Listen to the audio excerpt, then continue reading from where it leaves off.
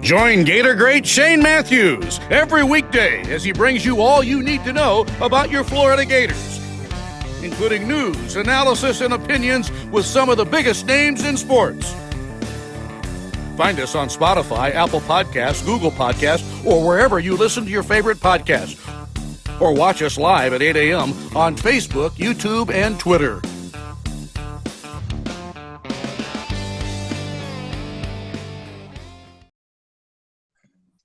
Good morning. It's a live edition of PodUp with Matthews in the morning from the Crime Prevention Security System Studios, large enough to serve you, small enough to care. We had the old voice of the Gators, Mick Hubert. I want to thank him for doing the introduction of the program. Also want to welcome a new sponsor to the program, Sir Pro Painters of Gainesville. JC, you're on the Titan MR hotline, courtesy of Comfort Temp. What is happening? So today is a big day because it all works out for Gator fans. At 12 o'clock noon, you've got the softball team playing in the postseason, followed by a 3 o'clock pitch for the baseball team. So one will be over before the other starts in all likelihood. Unless we have weather delays. Unless we have weather delays, which is absolutely possible in the Midwest this time of year with all the tornadoes and storms and so forth. But Oklahoma State and the Gators will play baseball. The Gators' bats have opened up, exploded out there in the Midwest. Maybe that's what they needed, was a trip to the Midwest. And then we've had, the softball team beats Alabama yesterday 6-4, holding on to win that game and to move on to play the Monster at 12 o'clock. So, the dynasty. The dynasty is I never really thought. I said to myself, if the Gators are going to win anything in Oklahoma City, they're going to have to beat Oklahoma at some point. So might as well beat today. Yeah, and then you got to beat them again. I know tonight. If you win today, I don't know if they do the double headers anymore. But anyway, so here's the situation. We've said it all year long. Oklahoma is the cream of the crop. They are so. The Gators in the Final Four. That's pretty damn good. I mean, they're in the Final Four, and for all the people that have been bitching and complaining on PodUp with Matthews in the morning for the last 3 months about the Gator baseball team, they're one game away from playing a super regional. When the Arkansas Razorbacks, who was third or fourth in America, got ousted by SEMO, Southeast Missouri, in their own ballpark. They're at I don't think it's called Bud Walton Ballpark, but whatever. Right. So everything that happened, QB, with everything that happened this year, if Florida somehow beats Oklahoma State and moves on, who would you say had a better season? At this point, you have to say Florida would, because Arkansas is golfing. I mean, that's just it's an amazing thing. You play 3.5 months, 4 months, and you are at the top of your league. You're number one in the country, and somebody called Southeast Missouri comes in there and cleans you up. It's unbelievable to me. That's the sports, man. That's why it's today sports, and that's why of course you want to stay home and not have to travel and all that nonsense, but sometimes it doesn't matter. And again, the pressure's off. Tip your hat to Sully and the players that they found a way. And I don't know who the hell's pitching today. Maybe somebody knows. I don't know if Sully announced it. It's Johnny freaking Staff today. Yeah. I mean, you have to pitch everybody, but I don't even know who you start. Well, it's committee, and you know what? Get ready to throw. And the thing is, QB, sometimes I was thinking that sometimes playing at home might not be always the best thing, because it sometimes seems like there's pressure on the home team. Look at how the Gators played that game. There's 17 runs. I mean, they just went up there and free willied all day long. It was just, I think they had more fun yesterday than they've ever had this past season. Think about it. John and says they didn't need the home crowd. They did it in the middle of nowhere. John says on YouTube, brought to you by Quality Plumbing, I don't see a doubleheader today because Stanford, Texas game doesn't start till 7. You're right. They've changed that format. Nobody plays 2 games. You used to play a bunch of doubleheader type deals in the Women's College World Series. They lengthened the weekend. So you're right, John, because the championship series does not start till Wednesday. So if the Gators win or if Stanford wins today, there will be games tomorrow. Well, I mean, QB beat Oklahoma twice, and then eventually have to beat Texas twice. National championship, just like that. Ain't nothing to that. I mean, really, what are we worried about? Chad says the dude from the hot dog stand is going to have to pitch. We have no one left. Oh man, Yeah. Look, I don't know who. I don't know who Oklahoma State has left. Obviously, they've played one less game than we have, but well, they hit the ball. It's. I mean, look, nobody expected them to win because everybody thought Sully didn't know what he was doing, and we should make the postseason because we lost midweek games. But again, midweek games don't matter. Don't care what anybody says. All right, JC, on our Peachland Dental weekend picks in golf, I want to recap these at the Canadian Open. Yes. I had the highest finishing player, Tom Kim, Ju Young, but then your players really did well. Sam Burns, Corey Connors, and Taylor Pendrith. You took up 3 Canadians. You took the wrong Canadian, though. You should have taken Mackenzie Hughes. Right, but Corey Connors finished 6th. I know, but Mackenzie Hughes is, I think, in the top 10 too. He was, yeah. Mackenzie Hughes was 10 under. Corey was 12 under. But I had a feeling some Canadian was going to play well. And look at Rory McIlroy as we get ready for the U.S. Open, dude. He shoots 65-64 on the weekend, man. That guy, I'm telling you, now that the divorce is moving on and going forward, this guy's free. His mind is free. He's free. And look at him, 65-64 yesterday. If he gets it cooking at the U.S. Open, he's going to win it. I mean, that's just how he is. He hasn't won a major in 10 years, something like that. Crazy, isn't it? Yeah, it is crazy. He's always won, but he's only won 4 majors. Only one. He's won 4 majors. The last one hasn't been for a very long time, but I think he's ready to really hit the gas pedal. The old Rory. Okay, so Greg's now telling me that game 2 is necessary if the Lady Gators win at 2:30. Okay, so maybe that's why the second game is at 7:30. Okay, that may be the case.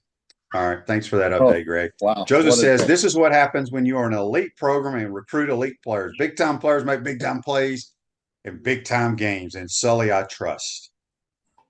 Well, listen, I think guy knows. Joseph was bashing Sully about two days ago. Just kidding. I'm just glad there's something to watch today, dude. It's Monday in June. I mean, you're supposed to work today, JC. I'm going to, but I have a TV in the office. I do.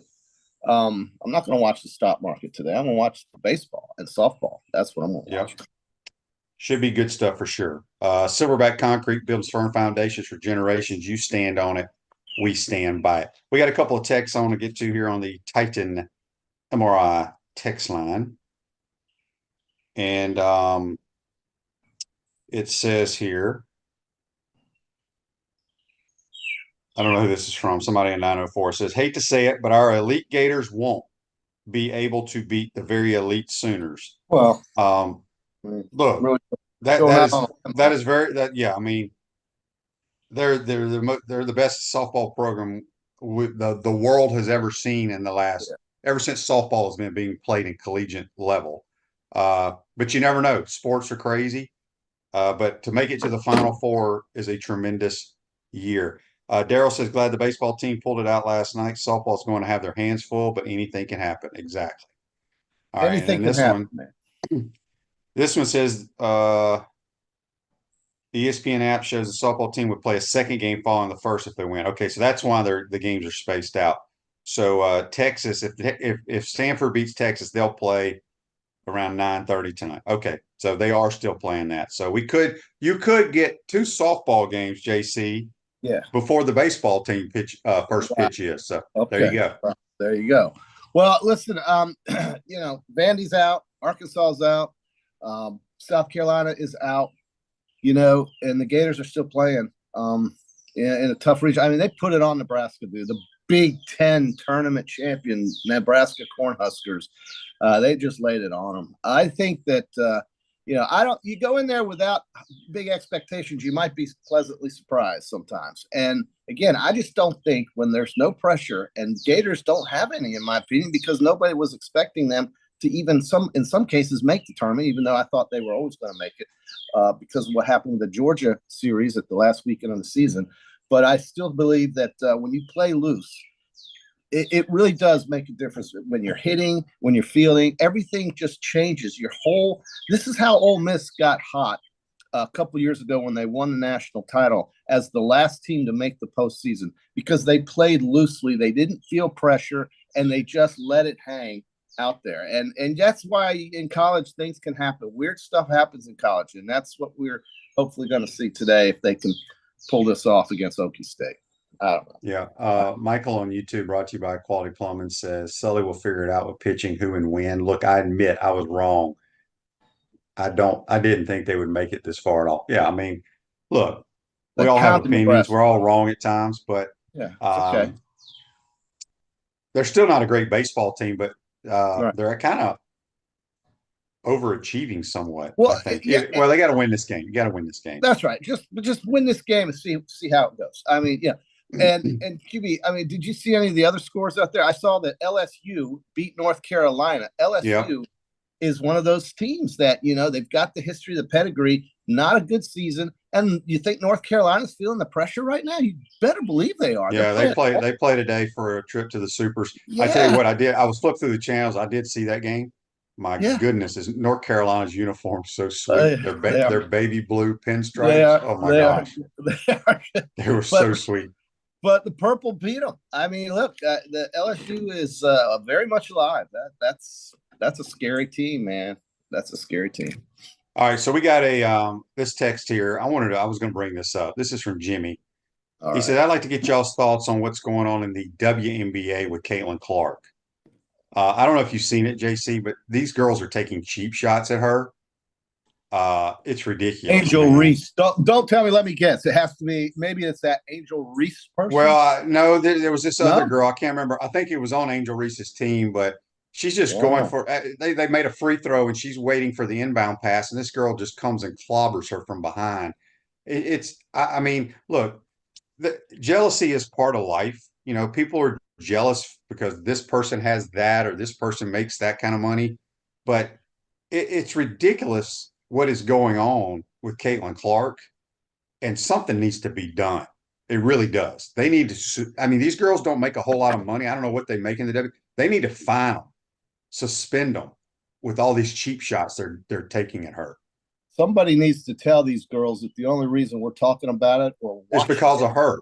Is because of the girl they're trying to eliminate. And that's the real issue too, is that Caitlin Clark has brought so much. I mean, they're now flying on charter planes instead of Delta. They're not taking buses, they're taking planes. And the thing is that these girls need to wake up, man. This is your meal ticket over here playing for Indiana, who's not even a factor. That team's awful, right? That's what I heard anyway. Shows you how much I watch that. But the point I don't watch it either, but the point is that people are watching it, and now and before they weren't. Nobody cared. Yeah, it's but I mean, some of the things that I've seen, the clips, I'm like, this is the cheapest crap I've ever seen. That's they need with the Indiana Fever, I think they're called. What they need to do is they need to go sign some badass chick. May not be very good in basketball. Just put her as the enforcer.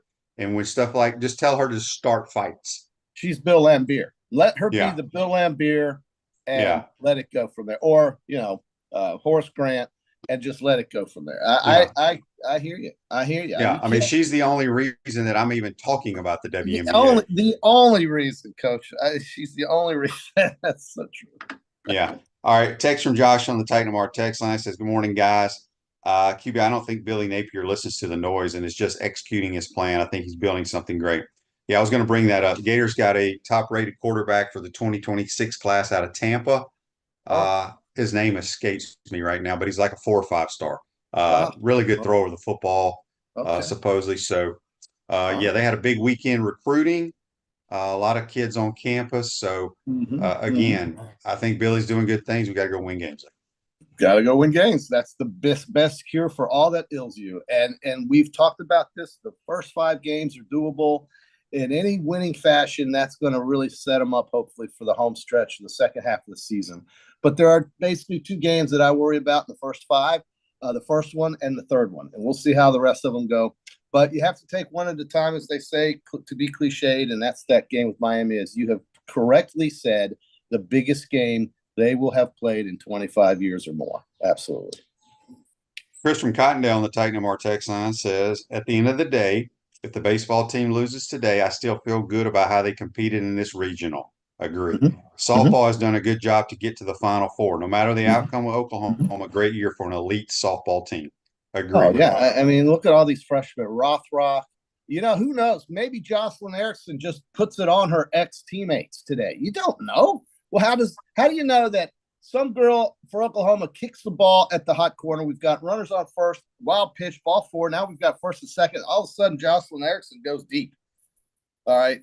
Anything is possible as long as you're playing in it. If you're not playing in it, it's not possible. So they're we got to get Kendra Falvey going. Tim tweaked his lineup, put her down in the 7-hole. She is struggling right now at the plate, and she's kind of the straw that stirs the drink, so to speak. So who's this? Who are you saying? Who? Kendra Falvey. Oh, Falvey. She's like 0 for like 40. It seems like I don't know when the last time she got on base. Yeah, she's struggling for sure, but she did have a part in a big win for them with a great catch the other night. And everybody has to contribute at some point. Now with Oklahoma, you just can't let them get ahead of it. If they get up 5-0, 6-0, turn it off. Go watch the soap opera. So Will Griffin, Mark says here on YouTube is his name. The kid out of Tampa, the quarterback, 2026. So that means he's only a sophomore right now. He's got 2 more years of high school. Is that right? Lord, that's a long time. Still, things can change for sure. Absolutely. Probably doesn't even have a driver's license yet. Maybe he does. Yeah, he does. JC. Six sophomores have driver's license. Really? I think so. Okay. Maybe. I had my driver's license. Well, you were 15, and in Mississippi back in the day when I was growing up, you could drive at age 14 with a permit. Well, they do their own thing out there. A lot of room for the cars to drive out there in Mississippi. There was where I lived up in the cotton fields. There's no question. Yes, you could haul ass and wouldn't see anybody. So QB, I know you don't watch Netflix. It's not one of your deals, but I will tell you, I saw a story this weekend, QB. You would love this story. It's a true story about a guy named Freddie Steinmark. Have you ever heard that name? He played for the University of Texas under Darrell Royal. Mm-hmm. I'm not going to ruin the picture, but Darrell Royal, who is a Hall of Fame coach for the University of Texas, and we're going to start talking about Texas and Oklahoma now because they're SEC teams. Darrell Royal, Hall of Fame coach, gave this kid a scholarship from Colorado. And by the way, Darrell Royal was an All-American at Oklahoma, but he's a legend at the University of Texas. They named the stadium after him, and that's all I'm going to say. The movie's called My All-American. It will pull at your heart. And it is something you should see. I want to say more, but I'm not. But go watch this movie, My All-American, about Freddie Steinmark, who played for Texas in the late '60s, early '70s, and Darrell Royal was his coach. And it'll move you. It really will. Okay, that's the movie pick of the day. Siskel and Ebert here on the show today. Movie. I'm surprised you know that. Movie pick of the day. If you have Netflix, My All-American, it's a true story about some guy named Freddie Steinmark, who they JC, your buddy Tom on Facebook Live, brought to you by Mellon Law, says Patrick Murphy is the worst coach in softball history. Tom is great. Well, Tom, look, man, they were not really highly ranked this year. Hey, Tom, just do what JC does. Just root for the Gators if they win, and if Alabama wins, root for them. That's what he does. Why wouldn't I? What am I not going? I'm going to root. I got to root, man. I love Tim. You know that. We go way back with Sam and Tim and his family, and the Gators are Oklahoma City. They are stalwarts there. They go every year, right? Basically, so it's a rite of passage that the Gators play in Oklahoma City, and try to compete for a championship, of which they've won twice. Yeah, that is wonderful. All right, JC, we're going to get to This Day in Sports, brought to you by Campus USA Credit Union. Put some star power to work in your financial life at Campus USA Credit Union. 2012, Tiger Woods claims a 73rd PGA Tour victory with the 2-stroke win over Andres Romero. Yeah, never even heard of that dude. Right. And Rory Sabatini in the Memorial at Muirfield, which is this weekend, which is Jack's course, which equals Jack Nicklaus's record.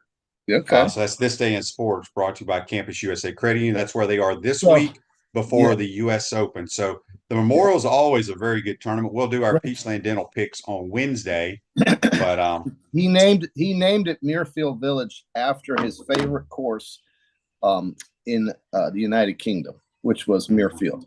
That was his favorite course there, and so he decided to call this one that. And the players all want to win this one. This is one of those elevated tournaments on the regular circuit, much like Bay Hill, much like the one at Quail Hollow, right? This one is in that elk.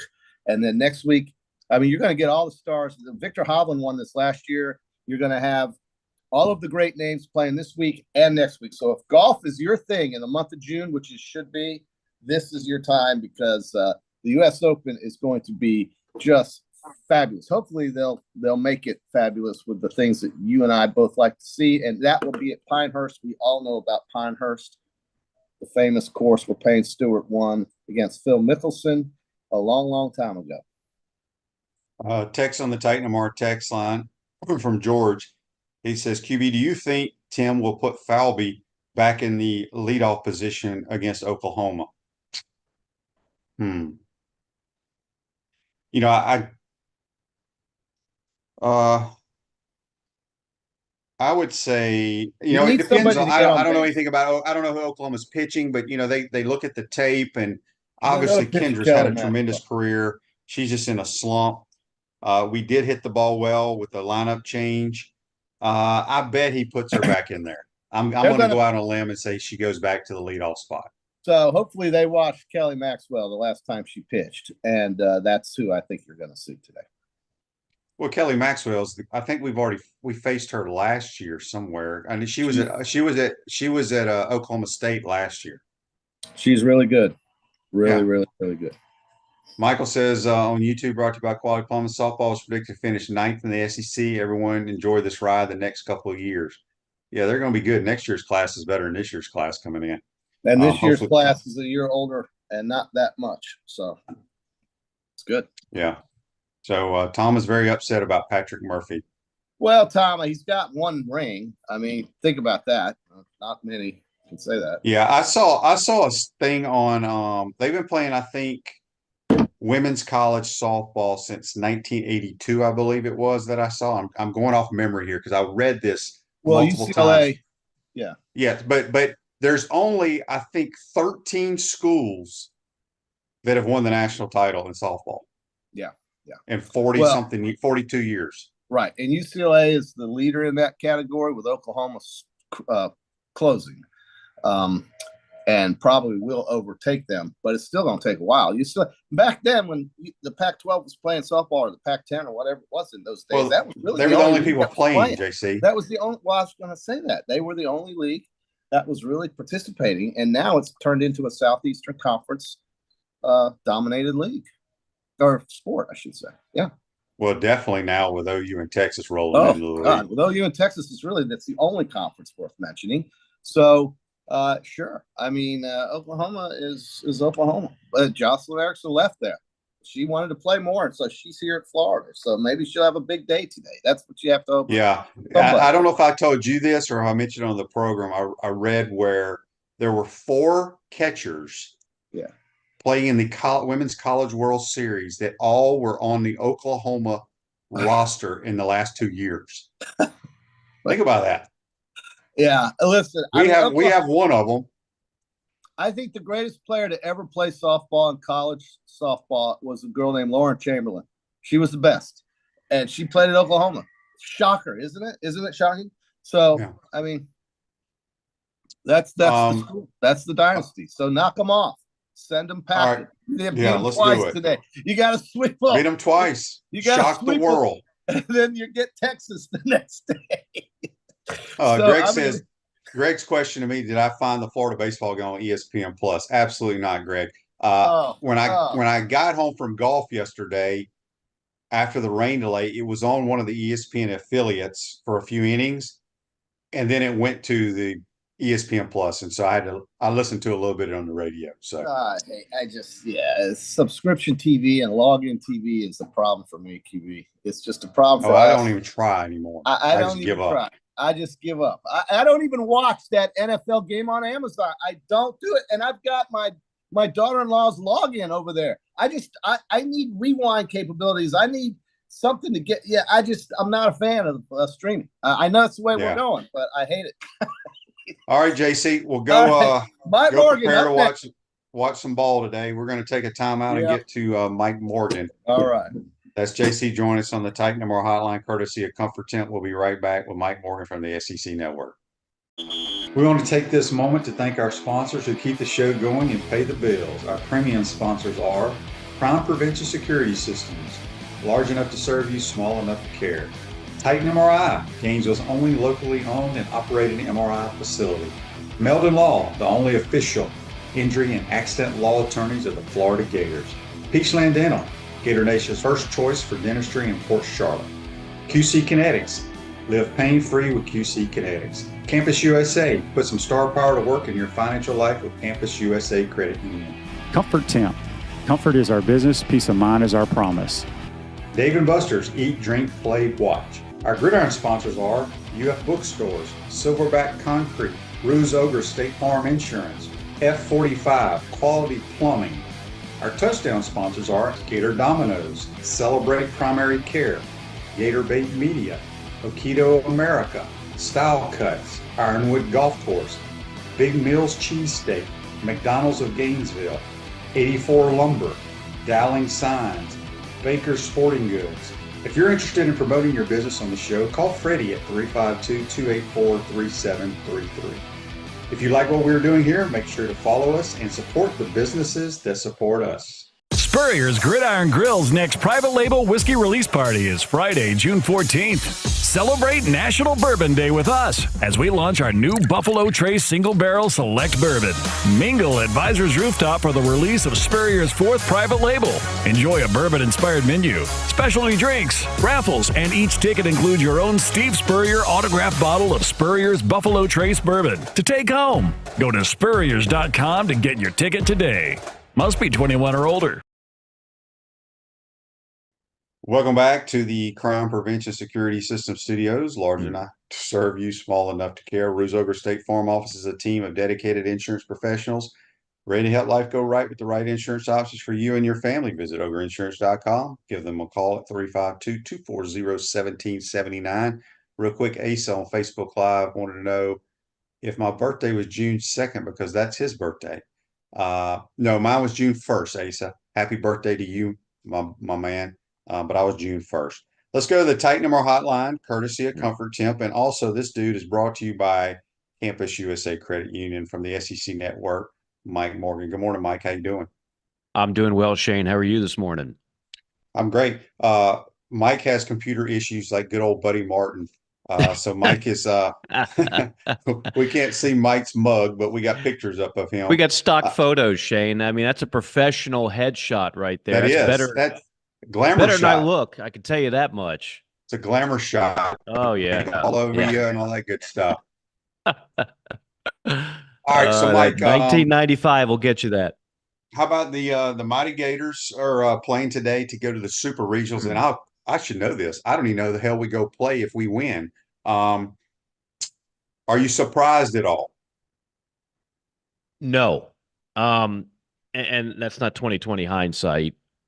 Look, I think when you get to this point, and I made this point on another show, and by the way, they're matched up with Clemson. And okay, that's right, because I remember the Sully. Yes, coming from that program, yeah. Right. Of course, I tell you, another coach that was on that famous Jack Leggett staff is Eric Bakich, and who, of course, is coaching Clemson now. But Tim Corbin is eliminated. He's playing golf. What's today. going on? Yeah. Well, I mean, that's the second year in a row. I had them last year, and they got bounced by Xavier at home in a regional. Vanderbilt hasn't been the same, and then Arkansas. Goodness, I told people all year long. Shane, how often do you hear this? The thing about postseason baseball is it's all about pitching. It's all about pitching. You can talk about hitting all you want. It's all about pitching. Well, Arkansas has been number one in every pitching category in the country all year long. But the problem has been they can't hit. And that now Hagen Smith getting roughed up, I didn't have that on my bingo card. But the real key in college baseball's postseason to me has always been balance. You don't have to be the best pitching team and you don't have to be the best hitting team, but you got to be good at both. You have to be able to be successful in both. Because if you're a one-dimensional team, at this point in the season, you're going to get bounced. In the regular season, you might be able to get away with it. But in the postseason, I just think you can only go so far. So that was maybe the biggest surprise thus far of the tournament. But again, they didn't hit well all year. Going back to Florida, no, I'm not surprised because there's any SEC team, and I guarantee you when Oklahoma State looked up at the bracket and they said, oh, really? Florida as a 3 seed? Really? Nobody wants to face an SEC team as a 2 or a 3 coming into their bracket because they're not going to be in awe of the crowd. That's number one. You're not getting better crowds than you see in the SEC. So Stillwater does a great job. I mean, their fans love baseball and they're passionate, but you're not going to get in awe of that. You're not going to get in awe of the talent on the other side because you see loaded teams week in, week out in the Southeastern Conference. So whenever a 2 or a 3 SEC team goes in, and look, they haven't won it yet, they might lose today, but I'm not surprised that they kind of turned it on. You get a magical reset button. We all know this has not been the Florida year that people had hoped for or had envisioned. But psychologically, you can flush it and you can start over from scratch. You mentioned, I think, with JC about the Ole Miss story a few years ago. That's happened a number of times where a team has been less than impressive in the regular season and they got it together. Now, do I think Florida is capable of making a really, really big run? Probably not. I still think it's a flawed team. But I'm not surprised that if they come out of this regional, I've seen much more shocking results than a team like Florida with Caglione and, enough talent on that roster where they can do some damage. Yeah, Tony brings up a good point. I was getting ready to ask you about this. I don't know if you saw any of the game. This would have been Saturday night, and then yesterday, they went back-to-back home runs, Mike, on Saturday night. It's in the first inning, I believe, back to back, and then the next guy hits one that a fan interferes with it, so it's not back to back to back. Well, then yesterday they had another fan interfere with a home run that they had to call a ground rule double as well. I don't know if you saw that, but have you ever seen that at the collegiate game or even in pro baseball? You see it once, but not twice.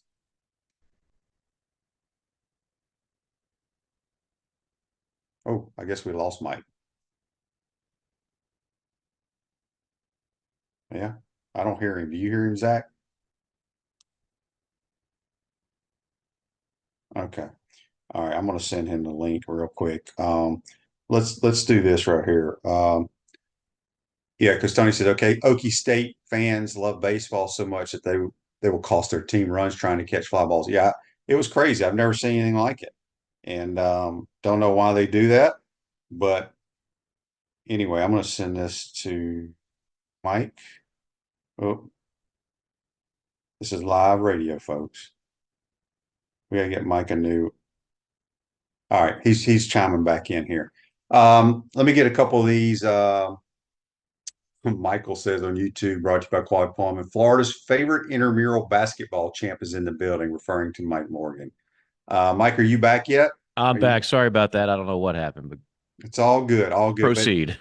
I don't know if you heard what I was talking about. They had 2 fan interferences on home run balls. I don't know if I've ever seen that in baseball. Not 2 in one. No, I didn't see it live. I heard about it. There was a lot of weird things that happened. I saw another key play in the Raleigh regional where in a key spot in the 9th inning, guy gets hit by a pitch with 2 strikes. They review it, and then they decide that the hitter was leaning over the plate. So instead of a hit by pitch and going to first base, it was a strikeout. Now, by the letter of the law, that's the rule. But man, that's a real gutsy call if you're umpiring in that situation. But fan interference, I mean, that's always been part of the rules. I've never done a game at that ballpark. So, I mean, so much of fan interference depends on, how high the fence is, how far the fans are. In some cases, it's never really a factor. But in other cases, it just kind of sets itself up where fans have the ability to reach over pretty well. And so that happens. So I didn't see specifically the play, Shane, but to get 2 in one game, I've never heard of. Yeah. I think 4 SEC teams have already advanced, if I'm not mistaken. I don't have it in front of me. LSU plays today to go. The Gators play. Any surprise from you? The defending national champs are taking it to the North Carolina Tar Heels? No, I mean, that goes back to my original point on Florida, although LSU was playing much better baseball at Hoover. LSU actually went on a run in Hoover, and they lost in the championship game, but they kind of found their mojo. Um, you look back at those 13 and 17 teams, and most of them got bounced pretty early, like a South Carolina, like an Alabama, and like a Vanderbilt. But then you have LSU and Florida saying, see, 13 and 17 in the SEC is not so bad. But nobody wants to face LSU in a regional. So, they still have some veterans on that team. Obviously, there's no Paul Skeens, but, Tommy Tanks is still there. They still got guys that can cause a problem. I would not be surprised if they won again today. Yeah, I think they probably will. They're playing, like you said, they're playing good baseball at the right time. Mike, I wanted to ask you earlier because we had a text when JC and I were talking about it. I do not follow the NBA, but you're an NBA guy. You're a national broadcaster, but I don't know if you have seen what's going on in the WNBA with Caitlin Clark. Oh yeah, yeah. I mean, just cheap shot after cheap shot. Mm-hmm. Just your thoughts on it. I think it's ridiculous. Something needs to happen. What do you think about it? I think there's obviously something sinister involved there. And if you want to be brutally honest, it's more than just a little jealousy. There's been other ladies out of the college game that have gotten a ton of hype out of college, where if that's going to bother you and be jealous, then you would give all them cheap shots too, right? Whether it's an Asia Wilson out of South Carolina, or whether it's some of the great players, including Angel Reese, to come out of LSU. For some reason, the only person that's getting, I mean, these are like deliberate. This is not, well, they got to play physical and she's learning a lesson. No. No, what you're seeing right now is something, there's a motivation there that has nothing to do with the game of basketball, and it's beyond just jealousy. So you can kind of look at this, and I think a lot of people are tiptoeing around the issues. They're looking at it, and they know what it is, but they don't want to say it. But there's clearly something sinister going on there, and it's something that clearly is personal. And remember, these two players have no history. The young lady who had the cheap shot went to Texas A&M. They never played one another. There's no, like, you could say her and Caitlin and Angel have a history, but this young lady, there's no history there. But for some reason, she got a lot of pure hatred for Caitlin Clark. And so it's obvious that this is just going to be allowed to go on because nothing has happened about it. That didn't even draw like a flagrant. It was just a common foul is what they called. There's no suspensions. There's no fines. And Caitlin's teammates apparently don't want to do much about it. Now, in the men's game, you do that to the star player, and there's a fight. There's something. But nothing seems to happen when they do it to when Caitlin Clark has it done to her, and her teammates just kind of stand around. Yeah, it's a shame. Something needs to be done quickly. Live a healthier lifestyle with our bold, flavorful smoothies, our amazing food. Tropical smoothie. When you eat better, you feel better. We've got Mike Morgan from the SEC Network join us on the Titan No More hotline. Mike, I think we spoke with you last Monday. Everything was still going on at the SEC Media Days. They were there for 3 or 4 days. Now that it's over with, anything come out of it that intrigued you or you got questions about?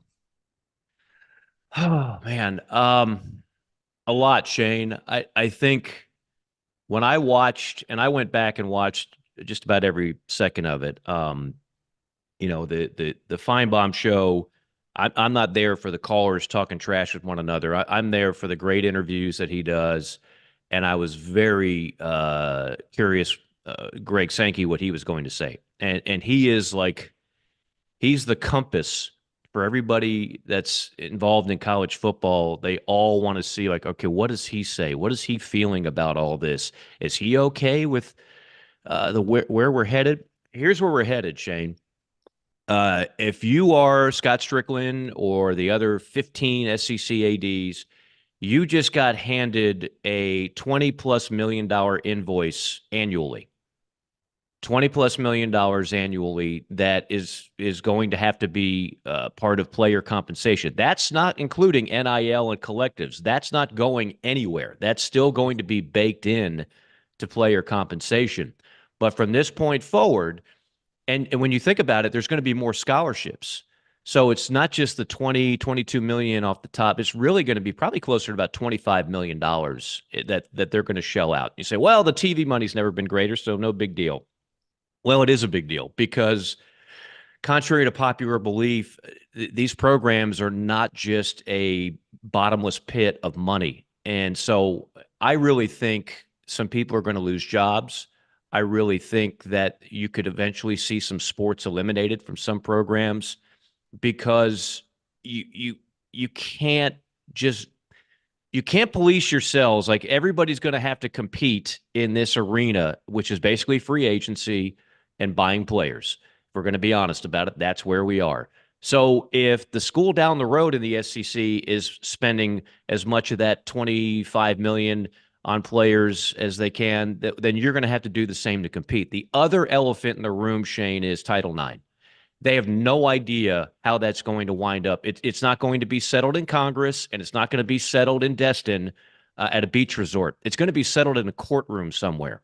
And that courtroom is going to tell every program, well, this is how much you have to spend on women's athletics, even though the only programs that make a dime are football and men's basketball. So everybody has to wait on that before they can move forward. So you just got handed this $25 million invoice, but you're not even sure how you can spend it yet because you have to wait on the legality of Title IX to come to fruition. So I just sensed there was more angst than ever. It wasn't about your typical, okay, should we have 8 games or 9 games on the SEC schedule? Hell, you can't even think about that right now with all the other bigger issues going on in college athletics and specifically college football.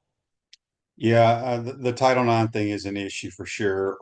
Your thoughts on the non-revenue sports? A lot of them are the female sports, but not so much here in the South, but you got lacrosse, which was big in the Northeast, men's lacrosse I'm referring to. What about like track? Florida's great at track, but right. Don't you think these sports are in trouble? I think some of them can be, and it's a shame because, Florida's always had nobody pays attention to the Sears Cup or whatever they call it anymore, but if you follow Florida sports, you know that Florida's always excelled at the quote unquote non-revenue sports. Top to bottom, they're one of the best in the country year in, year out. That's I think that's a good thing. Look, you can't look at this as everything is a bottom line. If you did that, there are programs in women's basketball that are in the Final Four that are losing $5 to $8 million a year. I think most people don't understand that. No, they're not losing money. They just won a national. No, they're losing millions of dollars. But you have to look at it in terms of, okay, it's still a good thing for the program overall and for the university overall, so it's worth taking the hit. But I'm afraid that at some point, depending on the financial situation, you might look at and say, okay, we're gonna continue to put money into this Olympic sport and that Olympic sport, but we can't have all 12 of them or however many the number is. So yeah, Shane, I'm fearful of that. I think that would be a shame. I don't think it's necessary, but I just have a feeling that there's going to be some things that are cut and there's going to be some jobs that are cut, and I hate to see that. Yeah, and I hate getting rid of any sport, but I just got a bad feeling it's going to be happening here soon. Text on the Titan number, text line for Robert. It's very long, so I'm going to kind of shorten it here for you. It's regarding, I think you and I spoke about this last week or a couple of weeks ago.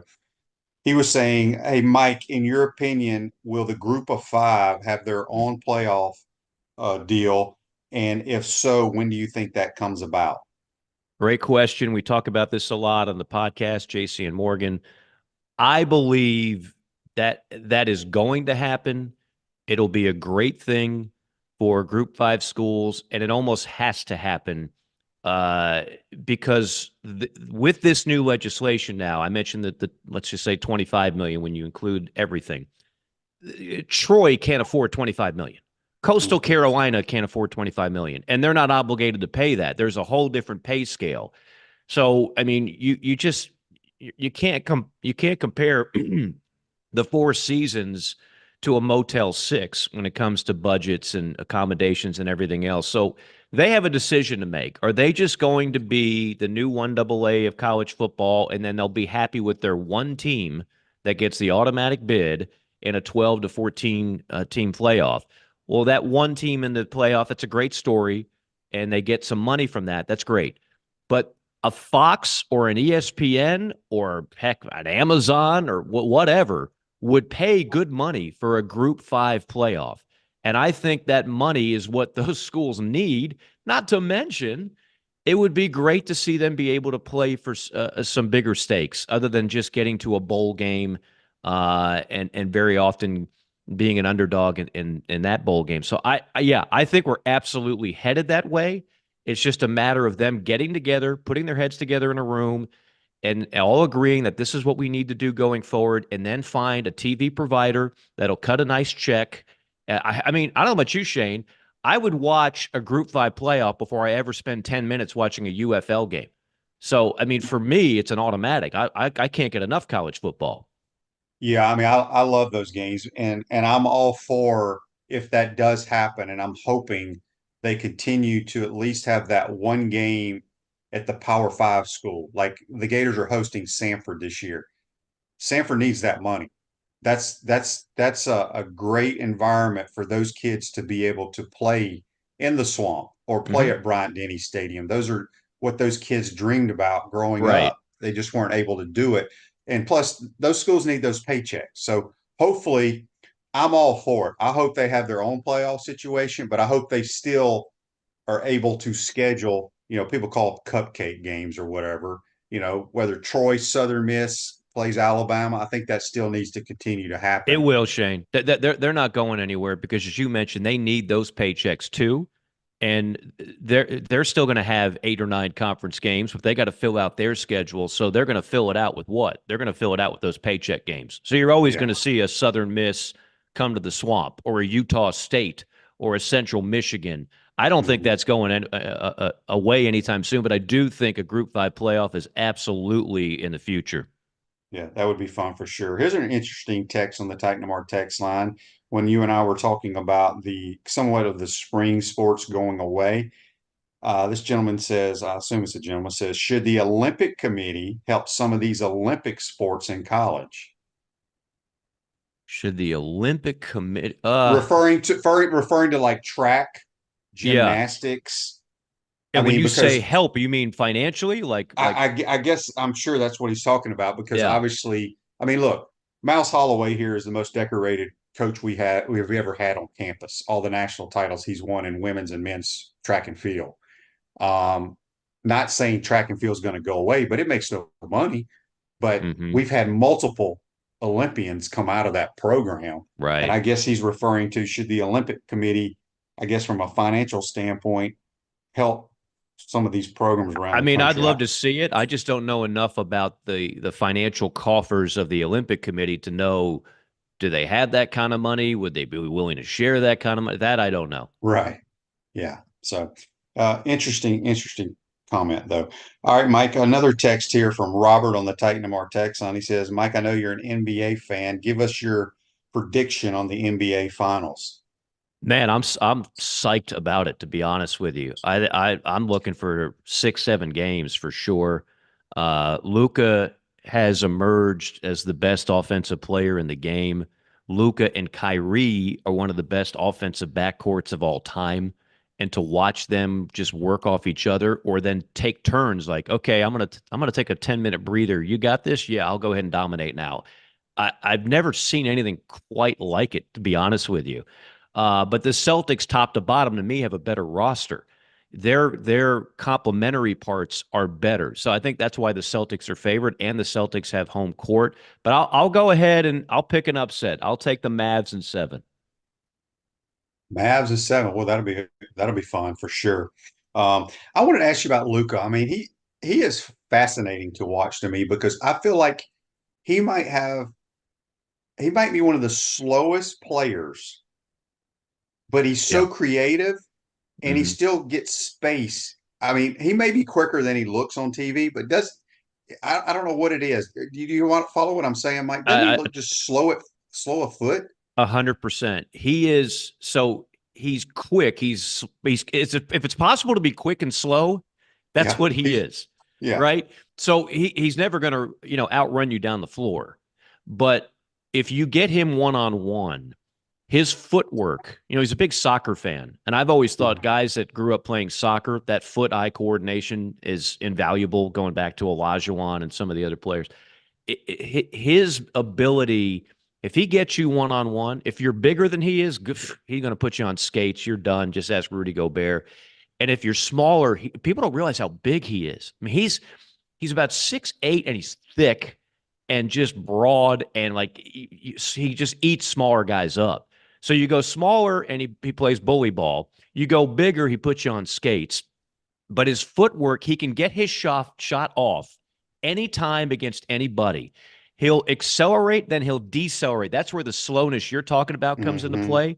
Like most guys, they use their explosiveness and their quickness to create space. He does the opposite. He goes from 4th gear to 2nd gear. And when he's doing that and he's dribbling backwards and you're like, what am I doing? What are you doing? And then all of a sudden you don't know how to defend it. It's a very unique game. I've never seen anything quite like it. But what he does too now that's so underrated, I said months ago he would have been my MVP because not only did he lead the league in scoring, he was 2nd in assists. He led to more points than any other player in the NBA. His passing now is elite. So when you double him and you can't cover him one-on-one, he finds the open guy 10 times out of 10. 10 times that, whether it's lob passes or skip passes into the corner. So he's almost, you can't defend him. And then you add Kyrie. If Kyrie is on at the same time, major problems. But yeah, he's special player. And remember this, Shane, he's only 25. He's 25 freaking years old. So we're going to see a lot of them for years to come. Yeah, I read something or heard something. He's been a pro basketball player since like age 13. Yeah. Nuts. All right, before we get you out of Mike, I think we get this one of these texts every week with you, Jonathan on the Titan More text line. Mike, can you give me your prediction of the Gator football record this year? I thought it was the guy that always asked me about who you're going to vote for the Heisman. It's a little bit early for that, but we could start talking about it. Look, you guys have talked about it. The importance of that Miami game is just massive because it is more than just one of 12. It sets the tone one way or another. The negativity that will surround Florida and Billy if you lose that game. I mean, you know, Shane, we this is not our first rodeo. We've been around it where when a fan base gets anxious and then you give them something poor, like you can't lay an egg like you did against Utah in week 1 or 0, whatever that was last year. You just can't. I mean, that wasn't just a loss. You played terrible. They have to go out. We're not even talking about what it's going to look like for Miami if they lose, because I think the over-under on Miami is like 9.5 wins. So there's a lot of people that think Miami with Cam Ward is going to be something special this year. How's it going to look if Mario Cristobal loses that game in week 1? They'll have their own anxiety. But look, I think realistically with the second half of that schedule, if you offered me 7-5 right now, I'd probably take it. 8-4 would be a luxury. 8-4 would be everything goes right and some things that we didn't think would be necessarily that good or even better than good. And everything else is cleaned up, and some of the holes and weaknesses from a year ago on defense are cleaned up, and you have less pre-snap penalties and all that stuff.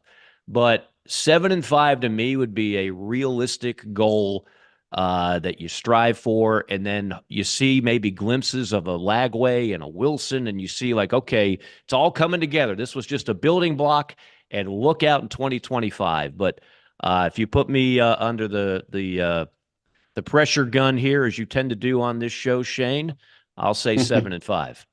All right. Good stuff as always, my man. Appreciate your time, and we'll talk to you next week. Enjoyed it as always. Congratulations to Florida softball. I know they're still fighting hard in the Oklahoma Invitational. Yeah. But still a great job overall with that program. That's another one. I was a student when softball started at Florida, and you would hate to see they're not going to get rid of softball, but I do think some programs might have to look at it. You just never know. Yeah.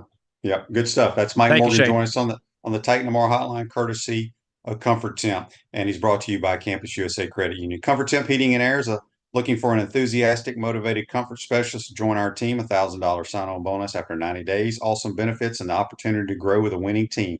Apply today at comforttemp.com. Comfort Temp Heating and Air. Comfort is our business. Peace of mind is our promise. Appreciate you joining today's program. Starting next week, once Gator sports are over, we'll start having former players and things of that nature on the program. I like to keep the media boys still involved here that cover them on a daily basis. So enjoy the games today. Hopefully we'll have some wins to talk about tomorrow. Take care.